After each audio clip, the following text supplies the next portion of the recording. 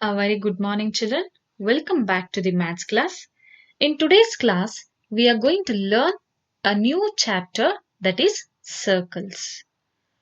In circles, I have considered a circle and a line. Here I have got three cases.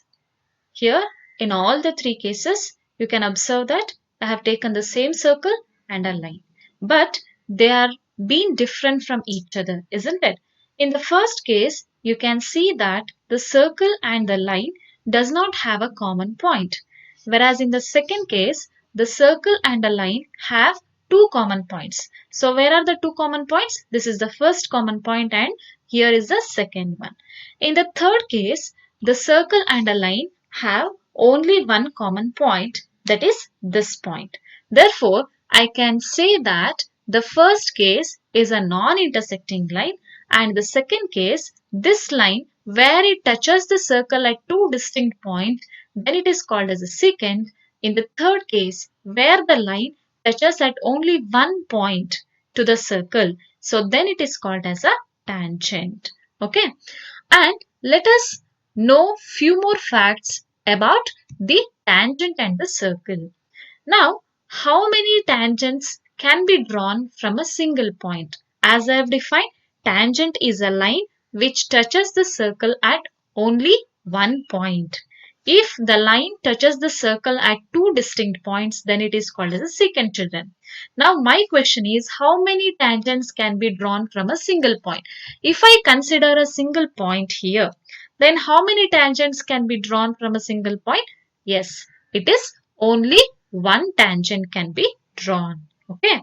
Now, the second question is, how many tangents are parallel on a single circle?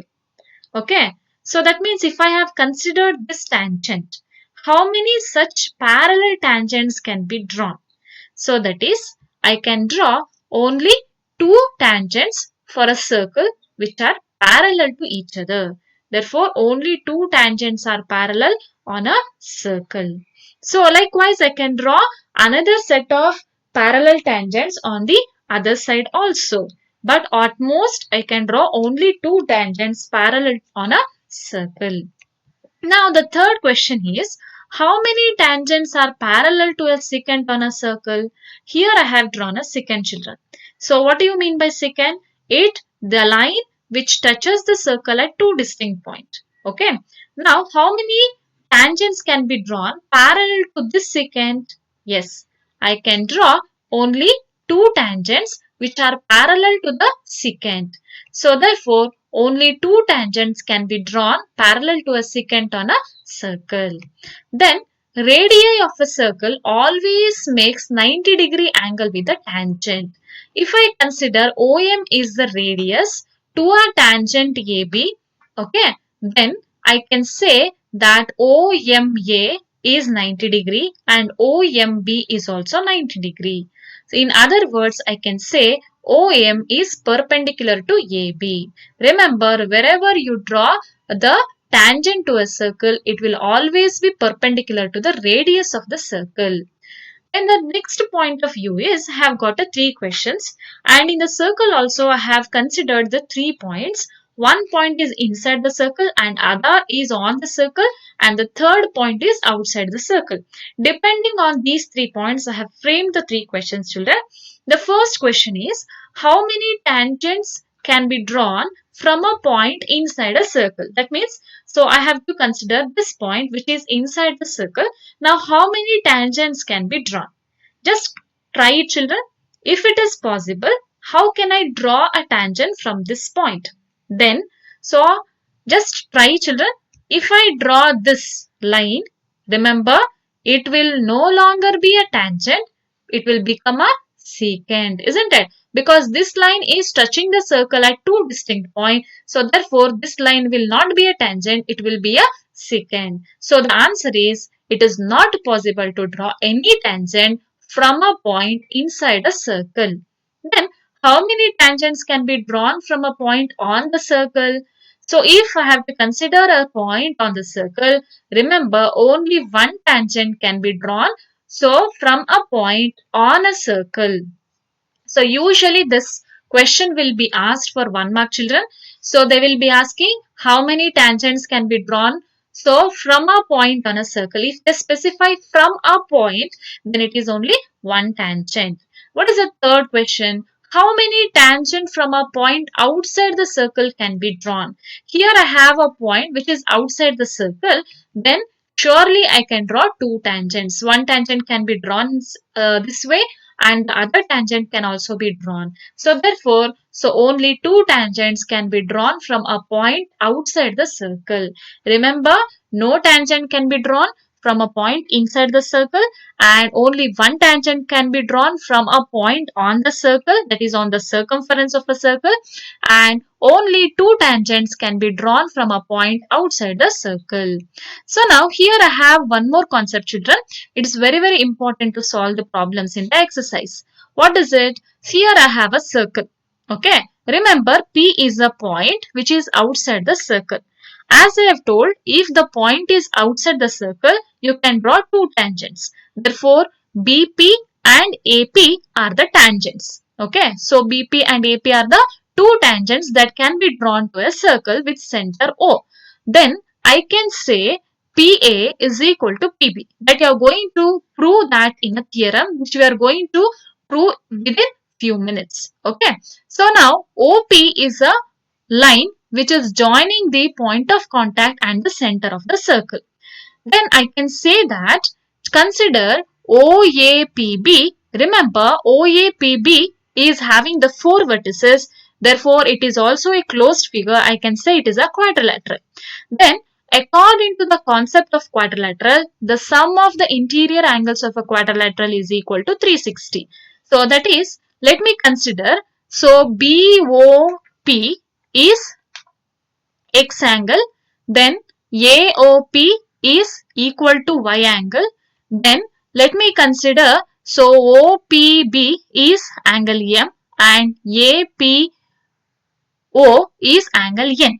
Then remember, the radius of a circle is always perpendicular to the tangents drawn. Therefore, OBP and OAP are 90 degree. As I have said, the sum of the interior angles of a quadrilateral is 360. That is angle A plus angle O plus angle B plus angle P is 360. Angle A is 90 degree. Similarly, angle B is also 90 degree. I have written angle O as X plus Y and angle P as M plus N. Therefore, 90 plus 90 will be 180. X plus Y plus M plus N is equal to 360. So, X plus Y plus M plus N is equal to 360 minus 180. Therefore, on the whole, I can say the angle at the center of the circle with that of the angle with the point of this one, that is external point. So, that is angle between the tangent is always supplementary. This concept is very important, children. So, angle between the radii and angle between the tangent. So, the sum is equal to 180, or in other words, I can say, so the angle between the radii and angle between the tangents are always supplementary.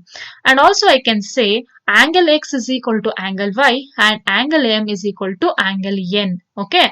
That means they are the similar triangles. Okay. Now let us move on to the next bit, that is we will going to solve some of the exercise problems, that is exercise 4.1. First question is, how many tangents can a circle have? Just listen carefully. Here, nowhere they have specified a point. When I say a point, then only one tangent. Here they have asked how many tangents can be drawn on a circle. Okay. If I consider this circle, say I am drawing the tangent from this point. Yes, it is 1. What about the other point? Yes, I can also draw the tangent from this point also. If I consider a circle, circle is made up of infinite number of points. Therefore, I can say a circle can have infinite number of tangents. If you consider each point on a circumference, for each point on the circumference, you can draw one tangent. So, therefore, on the whole, I can say the answer is a circle have infinite number of tangents. Then the next question is a fill in the blanks, children. A tangent to a circle intersects it in dash point or points. Already I have given the explanation for all these concepts, children. Already I said a tangent to a circle intersect. How many points does it intersect with a circle? Yes, it is only 1 point, isn't it? Then a line intersecting a circle in 2 points. Already the second case we dealt, isn't it? What is it? Yes, it is a secant. A circle can have dash parallel tangents at most. So I said, isn't it? So at most you can have only two parallel tangents. The common point of a tangent to a circle and the circle, so, is called as the point of contact. If I consider this is a circle and this is a tangent and this is the point of contact where the tangent is touching the circle. So we call this point as point of contact. Okay. Then let us move on to the third question. A tangent PQ at a point P of a circle of radius 5 cm meets a line through the center O at a point Q. So that OQ is 12 cm. Find the length PQ. They have given the options as 12 cm, 13 cm, 8.5 cm and root of 119 cm. Okay. Now I have drawn a circle with the tangent. So let us name, so PQ is a tangent and P is the point of contact. So therefore, let P be the point of contact, O is the radius of the circle and PQ is a tangent. So according to the problem they have given, the radius of the circle is 5 cm. Therefore, OP is the radius of the circle. Therefore, it should be 5 cm. Then also they have given OQ is 12 cm. What is OQ? So OQ is a line which is drawn from the point which is outside, that is to the tangent from the center of the circle. So OQ will be 12 centimeter. I need to find the length of the tangent. Okay. Now, just by looking only, I can say OPQ is 90 degree. Already we have learned this concept, children. Wherever you draw any tangent to a circle, it will always be perpendicular to the radius of the circle. That is, radius is perpendicular to the tangent at the point of contact. Therefore, I can write OPQ is 90 degree. Okay. Then, by Pythagoras theorem, here I have a right angle triangle, isn't it? OPQ is a right angle triangle. Therefore, I can use the Pythagoras theorem. According to the Pythagoras theorem, what it says? The square on the hypotenuse is equal to the sum of the squares of the other two sides. That is, OP square plus PQ square is equal to OQ square. So, let us substitute the values of OP and OQ. So, OP is 5 square. PQ we need to find. We'll write as it is PQ square. That is equal to 12 square. So now what I'll do is I will shift this 5 square from LHS to RHS. Then PQ square is equal to 12 square minus 5 square. That is PQ square is equal to 144 minus 25. That is PQ square is equal to 119. Okay. Now I need only the value of PQ. That is the length of the tangent. Therefore, what I'll do is I will take square root on both sides. Then remember, square and square root will be cancelled. Okay. Because square root is nothing but it is half. That means 1 by 2. So that is 1 by 2 into 2. 2 will be cancelled with each other. Therefore, PQ is equal to root of 119. So therefore, the answer is option D, that is root of 119. Okay. Like this, even you have few more problems based on this concept, children. Usually it will be asked for 1 mark. Okay. Then let us know about the last question of the exercise. Draw a circle and two lines parallel to a given line such that one is a tangent and other a secant to a circle. So here I have a circle, children. So with the center O. They have given two lines parallel to a given line. First I need to consider a line. Let me consider this is a given line, that is A. With respect to this line, I need to draw a tangent. Let me say this line, that is the B line, is a tangent. Then I need to also draw a secant. Secant means it is a line which touches the circle at two distinct points. That means the line C is a secant. So I can define A is a given line, then C is a secant and B is a tangent. Tangent touches the circle at only one point. Secant That is the circle at two distinct points, and this is a given line. With respect to given line, both the tangent and secant are parallel to one another. Okay. Now, we are going to learn the very important theorems, children. That is the circle theorems. Okay. Usually, these theorems will be asked for 3 marks. Remember, it is a sure and a definite question from the point of your exam. So, that is theorem 4.1. It says that the tangent at any point of a circle is perpendicular to the radius through the point of contact. So already we learned this concept. Now we need to prove it. Understood? The tangent at any point of a circle will always be perpendicular to the radius through the point of contact. We need to prove that the radius of the circle will be perpendicular to the tangent drawn. Okay. So what is been given here, children? We have been given with a circle. Let me say xy is a tangent and P is a point of contact and OP is the radius of the circle. I need to prove that. So OP is perpendicular to xy. In other words, OP is forming a 90-degree angle with a tangent. So what is given here? A circle with center O. I have a circle with center O and xy is a tangent with a point of contact, that is P. Now what we need to prove? We need to prove that OP is perpendicular to xy. Now let us prove, children. Before proving this, let me draw a line. So that is from, let me consider a point Q on the line xy. Okay. So through the construction, I have marked a point Q on xy such that, so I am joining it from the center of the circle. Let me join O and Q. Then let me mark this point, that is where OQ is touching the circle. Let me mark this point as M. Okay. Then remember, OP and OM are the radius of the circle because P and M are the points on the circumference of the circle. Remember, the radius of the circle from the center to the circumference is same throughout the circumference, isn't it? So therefore, OP and OM are equal. Therefore, I can say OP is equal to OM, that is radii of the same circle. Then, what is OM and OQ are? Remember, OM is lesser than OQ, isn't it? OQ is nothing but OM plus MQ. If I consider OM alone, it will be lesser than OQ. Therefore, OM is lesser than OQ.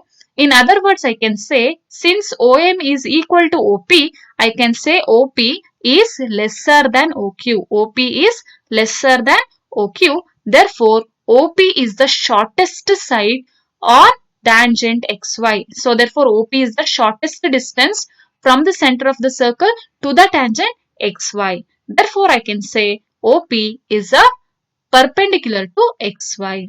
If I have taken any point on a line, so if you have to draw a perpendicular line, remember the perpendicular line itself is the shortest distance.